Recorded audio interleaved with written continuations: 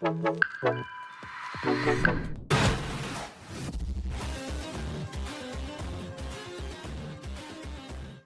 fois de plus, je suis l'apôtre Evans, né de nouveau le 26 janvier 2014. Aujourd'hui, nous avons eu un partage biblique. Dieu face au péché de son peuple.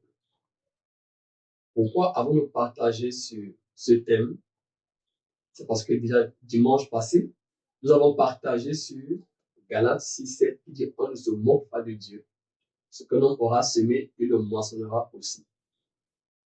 Il est question aujourd'hui de renchérir auprès des nés de nouveau que l'œuvre sacrificielle du Seigneur Jésus à la croix pour expier nos péchés n'est pas un quitus pour une vie de péché. N'est pas le feu vert au péché.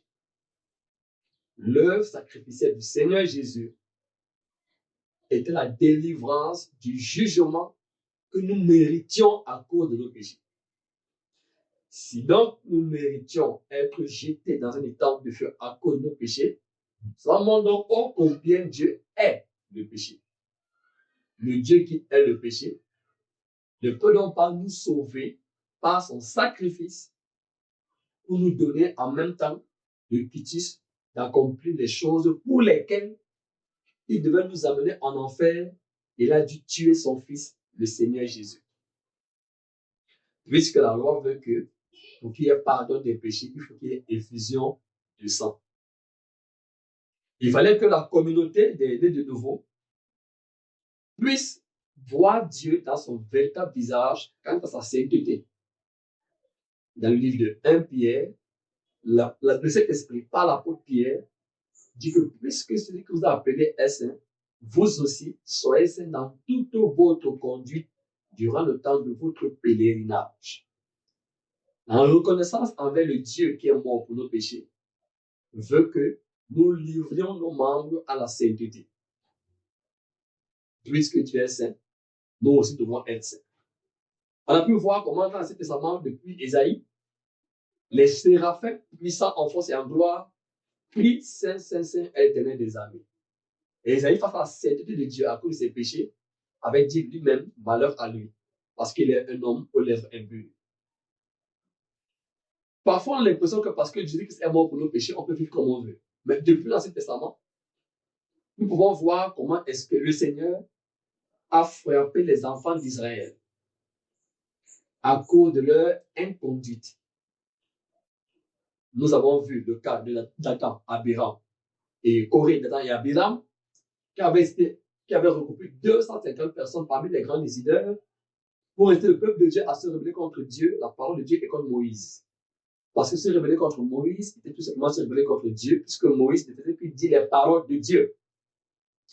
Puis, dans la grâce, Nouveau Testament, l'apôtre Paul dit dans 1 Corinthiens 10, verset 1, souvenons-nous que nos parents israélites ont tous passé par la mer, ont été baptisés par Moïse, ont mangé un aliment spirituel, ont bu un breuvage spirituel. Et mais tous ne furent pas agréables à Dieu, de telle sorte que plusieurs en périrent au désert. Plusieurs périrent au désert. Et ne tentons pas le Seigneur comme le tentaient autrefois. Ne sommes pas idolâtres comme nos pères ont été idolâtres. Et l'idolâtrie là-bas était quoi? Manger, boire et se divertir. Plutôt que de Seigneur de l'adorer. Ne nous livrons pas à l'impulsité de telle sorte qu'il en tomba 23 000 en un jour. Et l'apôtre Paul dit, oh, ces choses leur sont arrivées pour nous servir d'exemple. Généralement, c'est un passage qui dit que les nés de nouveau implantent pour amener les hommes au salut. Mais le contexte de ce verset était plutôt lié à la vie après le salut, la marche chrétienne. Mais ces choses leur sont arrivées pour nous servir d'exemple. Et elles sont à nous qui sont parvenus à la fin des siècles. Donc, n'oubliez pas que moi, j'ai sauvé les enfants d'Israël de l'Égypte pour les conduire à Canaan, les chemins faisant parce qu'ils m'étaient désagréables, je les ai tués.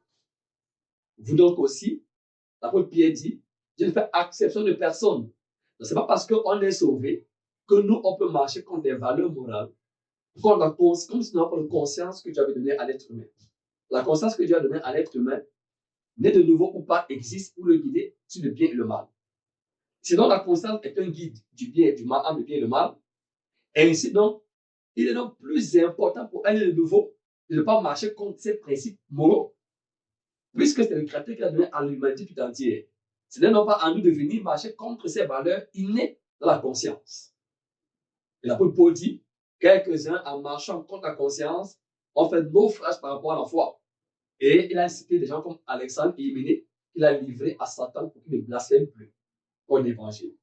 C'est pourquoi nous aussi, nous avons eu à excommunier plusieurs enfants de Dieu qui vivaient contre ces principes que Dieu a donnés à l'humanité tout entière, afin que nous puissions être incités à la crainte du Seigneur et que le peuple qui nous regarde, les non-croyants, ne croient pas que prêcher la rédemption éternelle est le quitus ou une vie de désordre. Voilà ce que nous allons partager aujourd'hui, afin que le peuple sache. Et je vais m'arrêter là.